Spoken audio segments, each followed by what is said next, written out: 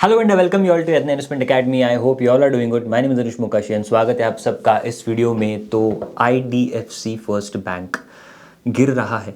क्यों गिर रहा है इसके रीजंस हम इस वीडियो में जानेंगे। इनके Q3 के रिजल्ट्स भी सैटरडे को आए हैं, तो इसके बारे में इस वीडियो में हम बात करने वाले हैं। तो चलिए शुरू करते हैं। तो आप यहाँ पे सबसे पहले स्लाइड देख सकते हो। तो स्टार्ट करेंगे with the balance sheet part. तो अब पहले थोड़ा बैकग्राउंड दे दूं कि stock is actually down by रफली 30% इन लास्ट 1 ईयर एंड आज भी रफली जब मैं ये वीडियो बना रहा हूँ रफली इट इज़ डाउन बाय 7-8%। तो क्या हुआ है ऐसा रिजल्ट में, इसके बारे में भी हम यहाँ पे जानेंगे। तो सबसे पहले बैलेंस शीट के बारे में बात कर लेते हैं कि बैलेंस शीट की ग्रोथ कैसी रही है। तो ग्रोथ नंबर्स में जो कि फिगर्स हमने देखने चाहिए, तो that is the net worth, that is share holders funds. तो यहाँ पे अच्छी खासी ग्रोथ है, 20% की ग्रोथ है। दो अब मार्केट के एक्सपेक्टेशंस क्या थे एंड मार्केट इसको कैसे देख रहा है in comparison to other companies also, वो भी मायने रखता है। बट यहाँ पे 20% की ग्रोथ यहाँ पे नेटवर्क में रही है ऑन अ वाई बेसिस। अब इसमें जो है तो मर्जर का भी थोड़ा बहुत इम्पैक्ट रहा है।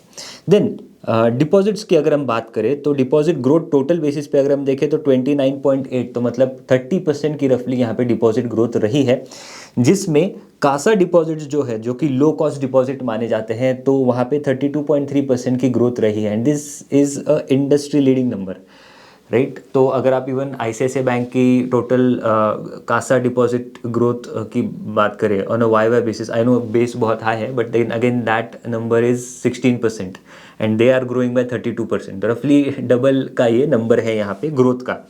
जिसके बाद टर्म डिपॉजिट्स की अगर हम बात करें तो 27% की यहाँ पे टर्म डिपॉजिट्स में भी यहाँ पे ग्रोथ रही है इनकी। तो डिपॉजिट ग्रोथ, जहाँ पे डिपॉजिट वॉर अभी चालू है, लाइक पब्लिक सेक्टर बैंक्स आगे आ चुके हैं in garnering more and more deposits. HDFC bank is going very aggressive. तो इस सब में आईडीएफसी फर्स्ट बैंक की जो डिपॉजिट ग्रोथ है तो वो काफ़ी रोबस्ट है। ओवर ये साल भी अगर आप देखो तो मोर देन 30% की ही इनकी डिपॉजिट ग्रोथ रही है, स्पेशली कासा डिपॉजिट्स की अगर हम पर्टिकुलरली बात करें तो। अब इसके बाद सबसे जो कि इंपॉर्टेंट नंबर है तो वो है अबाउट एडवांसेस। तो वो यहाँ पे 22.5% की ग्रोथ यहाँ पे इन्होंने दी है। अब क्या ये number in line with estimate है? तो जो Q4 का जो कॉन कॉल हुआ था Q4 ऑफ FY24 में, तो वहाँ पे मैनेजमेंट ने यही कहा था कि हम टारगेट कर रहे हैं 22 to 23% और की growth in next physical, that is FY25। तो ये जो ग्रोथ है 22.5% की, तो that is in line with what they had targeted. तो ब्रॉडली बैलेंस शीट अगर हम देखें तो 24% की यहाँ पे ग्रोथ इनकी बैलेंस शीट के नंबर्स में दिखी है, which is fairly in line with what they had guided for. Then इसके बाद अब सेगमेंट वाइज अगर हम बात करें तो सेगमेंट वाइज जो ग्रोथ है तो 22% की रफली हमने ग्रोथ देखी थी। तो इसका स्प्लिट क्या है? तो रिटेल फाइनेंस अगर हम देखें तो रिटेल फाइनेंस ग्रो हुआ है बाय 21% से। जो बिजनेस फाइनेंस है जैसे कि एमएसएमई एंड कॉर्पोरेट्स को वगैरह लोन देना, तो वहाँ पे ग्रोथ आई है ऑफ 33%। तो यहाँ पे भी अच्छी खासी ग्रोथ है। बट प्रॉब्लम कहाँ है? प्रॉब्लम है in the rural finance only, which is 5.3% की ही यहाँ पे ग्रोथ है। एंड उसमें भी अगर हम सिर्फ माइक्रो फाइनेंस को देखें तो micro finance is down by 19.3% से। तो सारा जो इशू है that is related to micro finance and micro finance की प्रोविजंस जो इन्होंने ली है ऑन द बुक्स। देन इसके बाद बाकी नंबर्स भी थोड़े बहुत देख लेते हैं, जैसे कि home loan has grown by 24.5%, lap जैसे कि loan against property has grown by 18%, vehicle loans has grown by 38.5%। ICICI bank के साथ अगर हम इसको कंपेयर करें तो आईसीआईसीआई बैंक के जो व्हीकल लोन्स है तो वहाँ पे थोड़ा बहुत एक डिप आया, specially in the to wheeler segment में।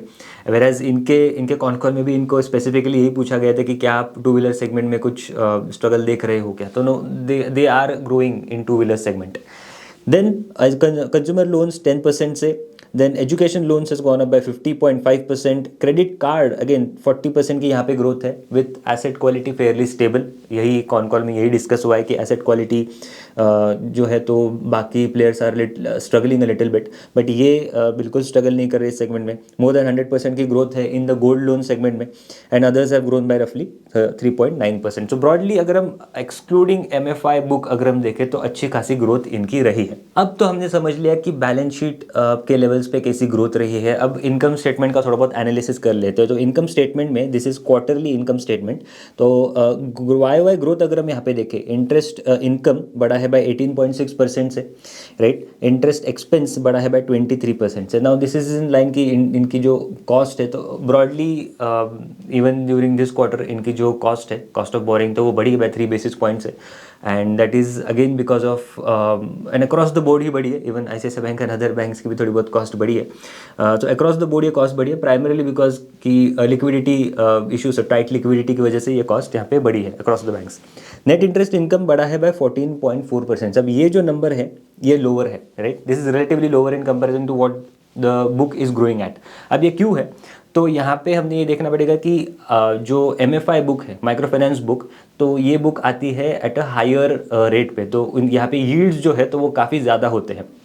अब यील्ड्स ज़्यादा है, बट अभी जो MFI में इश्यूज चालू है, तो उसके बेसिस पे दे आर वो थोड़ा उनका बुक जो है तो वहाँ पे ज़्यादा डिसबर्समेंट नहीं कर रहे, वहाँ पे स्लो डाउन ला दिया उन्होंने डिसबर्समेंट करना। तो इस वजह से MFI बुक अभी टेम्परेरी बेसिस पे it is in a run down mode. And इसी वजह से जो है तो top line that is interest income या इनकम में उतना हायर यील्ड का इम्पैक्ट नहीं आ रहा है। बट अपार्ट इसके अलावा that is another double whammy is यहाँ पे जो प्रोविजन नंबर है, तो 655 करोड़ का प्रोविजन नंबर था इनका इन Q3 FY24 में। Q3 FY25 में that number has gone up to 1300 crore. दो sequentially there is a dip, but Q2 में एक वन ऑफ आइटम भी था regarding the Maharashtra toll account. But यहाँ पे जो प्रोविजंस वाई बेसिस पे बढ़ी है, तो प्राइमरीली इसका रीजन यही बोला जा रहा है कि that is primarily because of micro finance provision. And because of all this provision increase इनका जो पैट है तो वो गिरा है बाय 50.6% से। एंड यही एक रीज़न रहा है कि स्टॉक थोड़ा बहुत एक स्लो डाउन फेज में है, it is like relatively underperforming. तो primarily reason is this provisions. And provisions भी क्यों, तो again because of microfinance issues. अब माइक्रो फाइनेंस इशू है क्या एक्चुअली, तो माइक्रो फाइनेंस इशू ये है कि देयर एक over leveraging sort of situation हो गई है इन द इंडस्ट्री। तो पहले काफ़ी सारे एग्रेसिवली लोन दिए गए थे and that caused certain over leveraging sort of scenario. And उस वजह से अब बिकॉज एक ज़्यादा लोन ले चुके हैं एंड उतना रीपेमेंट कैपेसिटी नहीं आ रही है लोगों के पास, तो दैट इज़ वाई कुछ कलेक्शन एफिशिएंसीज में यहाँ पे डिप देखा जा रहा है, specially in the micro finance segment. And इस वजह से कि नॉर्म्स, ये अकाउंटिंग एक्चुअली ये कहता है कि आपको जो आने वाले एक साल के जो लॉसेस हो सकते हैं तो आपको पहले ही उसका प्रोविजन करना पड़ता है। एंड इसी वजह से इनका ये जो प्रोविजन नंबर है तो वो बड़ा है, राइट। एंड अगर हम कब ये इशू खत्म होगा, तो primarily these like loans are typically 1 से 2 साल के मैक्स ये लोन टेन्योर होता है इनका। तो ब्रॉडली इंडस्ट्री में यही कंसेंसस है कि Q4 एंड इन्होंने भी यही कहा है कि Q4 या Q1 में एक पीक आ सकता है इस साइकिल का। एंड उसके बाद जो है तो जो NPA लेवल्स है तो वो यहाँ पे घटते हुए दिख सकते हैं। अब ये तो हमने बात की क्वार्टरली फाइनेंशियल स्टेटमेंट्स की, क्वार्टरली इनकम स्टेटमेंट की। थोड़ा 9 मंथली इनकम स्टेटमेंट देख लेते हैं पहले। This is on a consolidated basis for 9 month of FY25 results. तो ब्रॉडली यहाँ पे जो नेट इंटरेस्ट इनकम है तो वो बढ़ा है बाय 22% से। Interest income has gone up bye 22.6% से। Net interest income has gone up bye 20.1% से। एंड यहाँ पे डिप अगेन बिकॉज की कॉस्ट यहाँ पे बढ़ रही है because of tight liquidity issues. इसके बाद जो पीपॉप नंबर है that is pre provisioning operating profit, तो वो बढ़ा है बाय 22.5% से। अब इसके अलावा जो प्रोविजंस है तो वो बढ़े हैं फ्रॉम 1600 करोड़ से रफली 4000 करोड़। तो 4000 करोड़ के यहाँ पे प्रोविजन इन्होंने यहाँ पे किए हैं। एंड दिस मेजरली इंक्लूड्स, एक तो है कि MFI रिलेटेड प्रोविजन, कुछ लीगेसी इनके जो इंफ्रा लोन्स है तो उसके प्रोविजंस है। एंड जो एक वन ऑफ नंबर था regarding the Maharashtra toll account in the Q2, तो उसके रिलेटेड भी यहाँ पे प्रोविजंस आ गए हैं। एंड इसी के वजह से जो पैट है तो 45% से डाउन है in the 9 month of FY25। But ये हुआ कंसोल बेसिस पे। अब एक्सक्लूडिंग MFI क्या नंबर्स है वो भी एक बार देख लेते हैं। तो this is the income statement for 9 month. This is excluding MFI। Excluding MFI का भी इन्होंने एनालिसिस दिया है। तो यहाँ पे इनका यही कहना है कि इनका जो कोर ऑपरेटिंग प्रॉफिट है, that is the PPOP, that is pre provisioning operating profit, that has gone up by 32% on a year on year basis. यहाँ पे 9 मंथ के बेसिस पे ये ग्रोथ है, जबकि जो इंक्लूडिंग MFI की अगर हम यहाँ पे बात करें तो वो 22% का ही यहाँ पे ग्रोथ था। तो what they are trying to say is कि MFI बिजनेस ही एक मेजर यहाँ पे ड्रैग है, एंड जैसे ही ये MFI साइकिल थोड़ा रिवर्ट करती है बैक अगेन, पॉजिटिव होता है यहाँ पे कुछ चीज़ें, तो उसके बाद यहाँ पे भी एक ग्रोथ आ सकती है। देन एसेट क्वालिटी अगर हम देखें, अगेन एसेट क्वालिटी स्ट्रगल कर रही है primarily because of MFI only. तो यहाँ पे आप देख सकते हो एक्सक्लूडिंग MFI अगर हम एसेट क्वालिटी देखें तो वो स्टेबल है, जबकि सिक्वेंशियली अगर हम देखें तो वो गिरी है, 1.88 से 1.81% पे यहाँ पे है gross NPA, whereas MFI book की जो एसेट क्वालिटी है दैट डिटोरेटेड।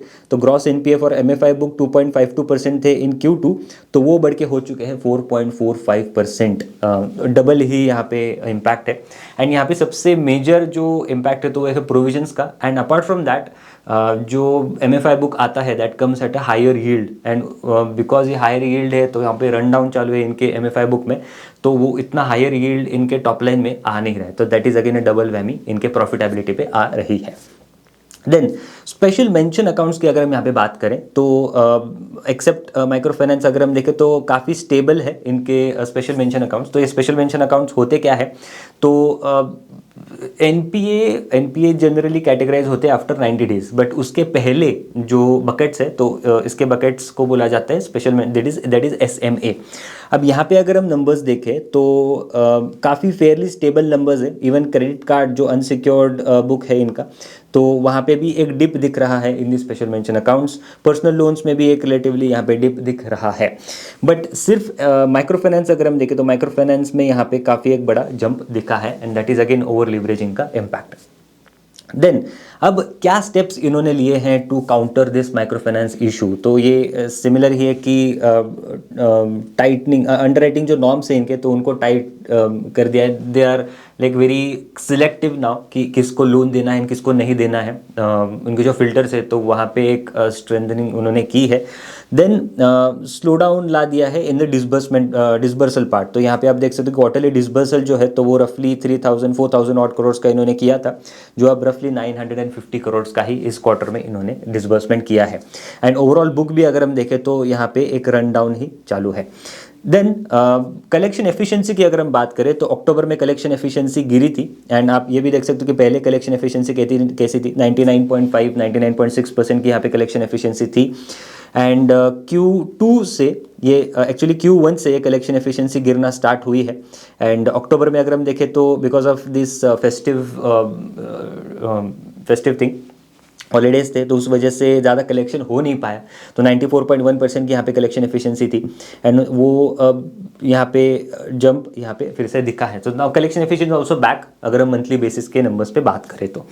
देन इसको काउंटर करने के लिए एक इन्होंने like they have entered into another agreement sort of thing. तो इसको कहा है CGFMU। Now what is this CGFMU? So CGFMU आप इसको समझ सकते हो एक सॉर्ट ऑफ इंश्योरेंस है कि अगेंस्ट माइक्रो फाइनेंस लॉसेस। तो अगर किसी बैंक को, सपोज IDFC फर्स्ट बैंक ने लेंडिंग किया है in the micro finance segment, तो अगर वहाँ से कुछ NPAs आते हैं तो उसका इंश्योरेंस सॉर्ट ऑफ इन्होंने कवर ले लिया है, राइट। एंड अगर वहाँ से कुछ लॉसेस आते हैं तो those will be made good by the CGFMU part.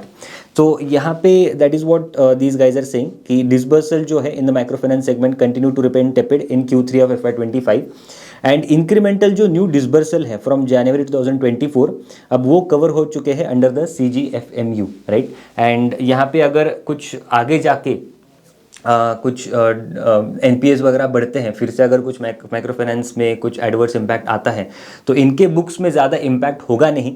क्यों? Because now they will be insured. तो आप यहाँ पे कवर देख सकते हो, तो कवर अभी currently 58% of their micro finance book is covered under this insurance sort of cover, and आगे जाके इसको 100% तक का भी इनको करना है। अब यहाँ पे नॉर्म्स ये है कि 70%, suppose there is 100 rupees of NPA, तो उसका 70 रुपीज़ इनको मिलेगा from the CGFMU thing, and 30 rupees का ही इम्पैक्ट इनके बुक्स में इनको लेना पड़ेगा। तो इनका जो क्रेडिट कॉस्ट है आगे जाके तो वो नॉर्मलाइज हो सकता है, ऐसा उनका यहाँ पे कहना है।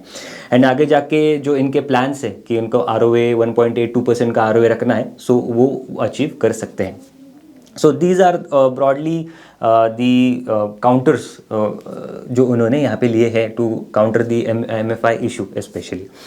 अब व्हाट नेक्स्ट, तो आगे क्या, तो आगे यही है कि इनको जो टारगेट है to bring down the cost to income ratio over the next 3 years. So broadly currently अगर हम देखें तो क्रेडिट कार्ड बिजनेस FY24 में तो cost to income ratio was 116%, and 9 month FY25 में ब्रेक इवन हो चुका है, राइट। एंड आगे FY27 तक they are targeting 75% of cost to income ratio. So broadly अगर हम यहाँ पे देखें तो इनका cost to income ratio is going down. Again ये क्यों है, बिकॉज ऑपरेटिंग लीवरेज आ रहा है इनके पास, इसका बेनिफिट इनको हो रहा है। एंड आगे जाके बाय ओवरऑल अगर हम कॉस्ट टू इनकम रेशियो देखें तो 65% का cost to income ratio they are targeting at a bank level by FY27। अब ये क्यों होगा, क्योंकि इकोनॉमीज ऑफ स्केल आएंगे primarily because of reduction in cost to income ratio of assets. अब इसका अनदर रीज़न ये भी है कि जो ब्रांच एडिशंस होंगे तो ब्रांच एडिशंस होंगे at a lower rate as compare to जो डिपॉजिट ग्रोथ आएगी। क्यों, बिकॉज यहाँ पे 2 इंजन हैं इनके, एक तो है एग्जिस्टिंग कस्टमर का engine and the next is new customer का इंजन। तो एग्जिस्टिंग कस्टमर्स भी एडिशनली डिपॉजिट ला रहे हैं, एंड अपार्ट फ्रॉम दैट जो न्यू कस्टमर्स का पिचिंग हो रहा है, पिचिंग एज इन की जो कस्टमर लेट से लोन लेने आ रहे हैं उसको कन्वर्ट कर रहे हैं इन दी लाइबिलिटी साइड, तो वहाँ से भी इनको ग्रोथ आ रही है। तो इस वजह से जो एग्जिस्टिंग बैंक्स है, एग्जिस्टिंग ब्रांच नेटवर्क्स है, एग्जिस्टिंग ब्रांचेस, तो वो भी और ज़्यादा डिपॉजिट ग्रोथ करेंगे, ऐसा उनका यहाँ पे कहना है। इस वजह से ऑपरेटिंग लीवरेज भी यहाँ पे इनको मिलेगा। देन उसके बाद जो क्रेडिट कार्ड बिजनेस है, विश्व की क्रेडिट कार्ड बिजनेस भी प्रॉफिटेबल अभी धीरे धीरे हो रहा है, अभी तो ब्रेक इवन हो ही चुका है। And they are targeting like by FY27 यहाँ पे 75% का कॉस्ट टू इनकम रेशियो आ जाएगा। एंड कॉन कॉल में ये डिस्कस हुआ कि दे आर रफली 500 करोड़ का PAT credit card business generate कर सकता है बाय FY29 या FY30 तक। तो ब्रॉडली एट बैंक लेवल जैसे ही ये इम्प्रूवमेंट आती है इन दी ऑपरेटिंग लीवरेज जैसे ही दिखता है, तो वहाँ पे पैट लेवल पे इम्प्रूवमेंट हो सकती है, ऐसा उनका कहना है। एंड बाय FY27 अगेन इनका जो MFI का ओवरऑल बुक है तो वो भी ब्रॉडली कवर हो जाएगा in the CGFMU। So credit cost भी नॉर्मलाइज हो जाएगी, कॉस्ट टू इनकम रेशियोज भी कवर में लाइक कंट्रोल में आ जाएंगे। And so FY27 is indirectly what they are saying is going to be a very exciting year growth के मामले में। देन कॉस्ट ऑफ बोरोइंग भी यहाँ पे थोड़ी बहुत कम हो सकती है, ऐसा उनका कहना है। क्यों, बिकॉज इनके पास कुछ लीगेसी बोरोइंग्स थे, तो लीगेसी बोरोइंग्स अगर हम देखें तो वो है एट 8.81% के ब्याज पे, लाइक इंटरेस्ट रेट पे, एंड ये भी यहाँ पे रन डाउन हो रहे हैं। तो करेंटली 6,000 करोड़ का स्टिल इनको रिपेमेंट करना है एट दिस 8.8% के रेट पे।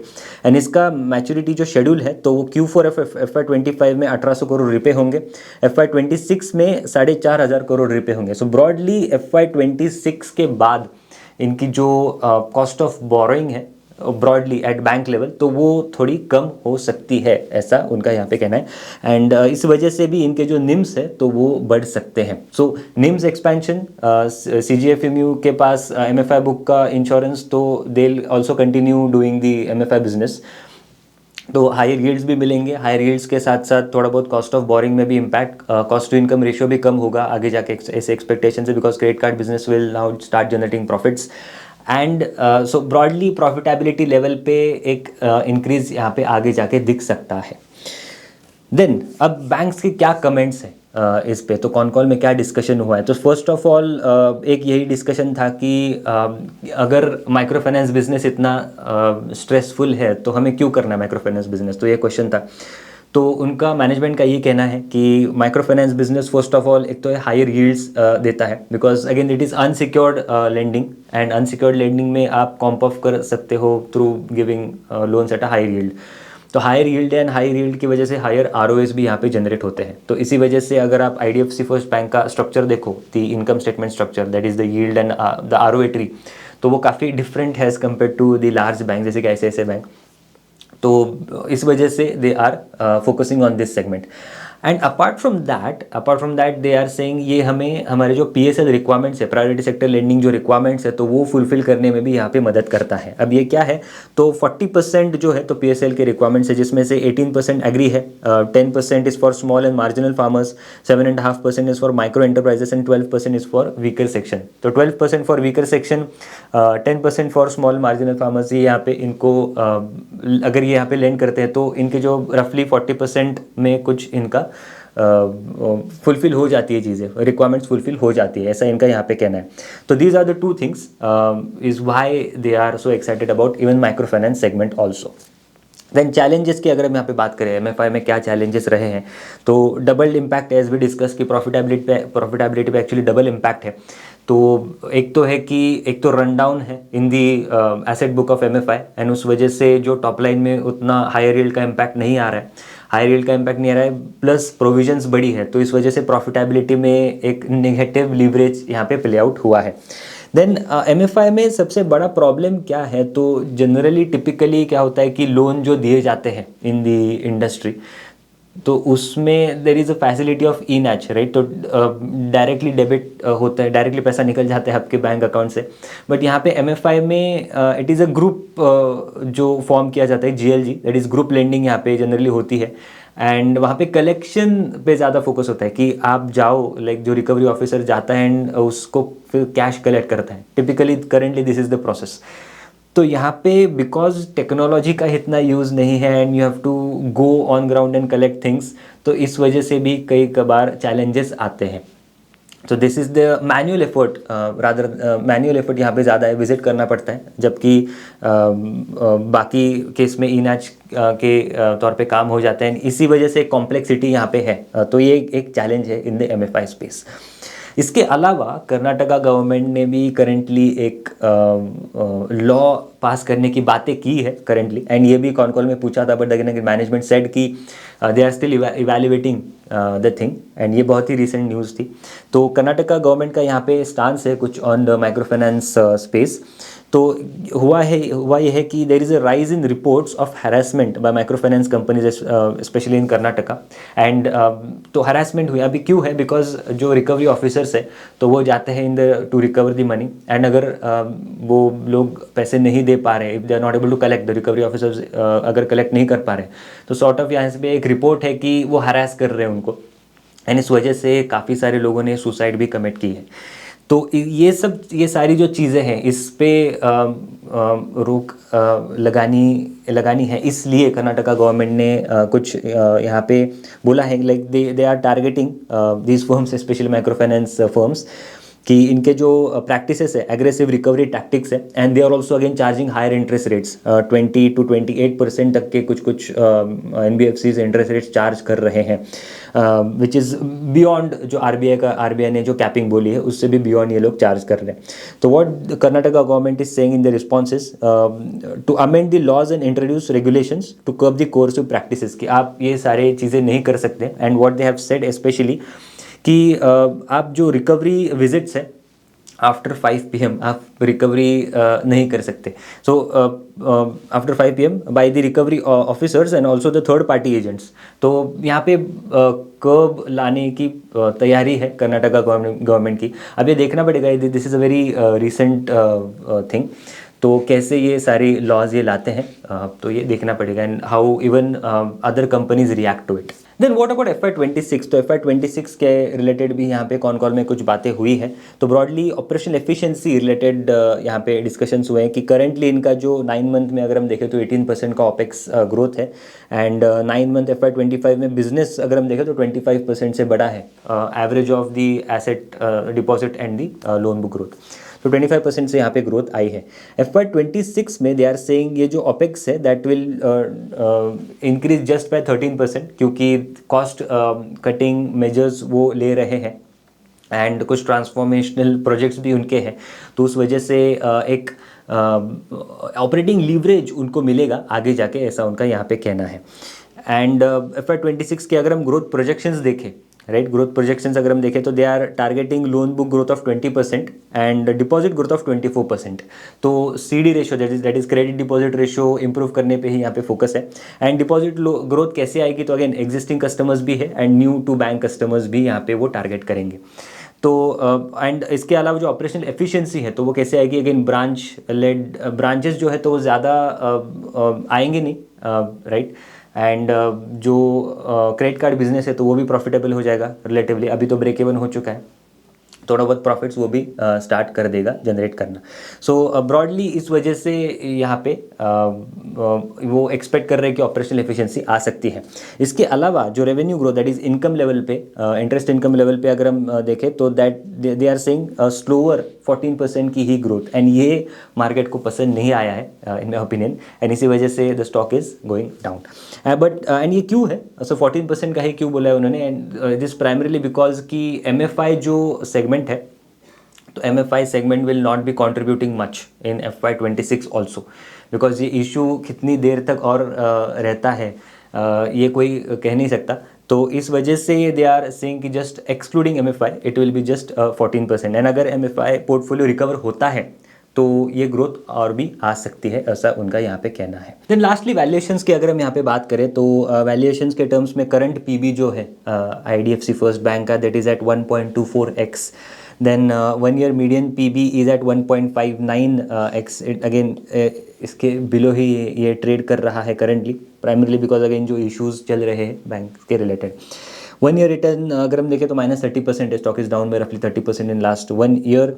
पीयर कंपैरिजन अगर हम यहाँ पे देखें तो ICICI bank is at 3.1x, very premium, primarily because इनके growth is relatively stable and return ratios are also relatively stable. And HDFC bank अगर हम देखें तो 2.53x पे है, बट यहाँ पे ग्रोथ जो है HDFC bank is relatively slower in comparison to what ICICI bank is doing.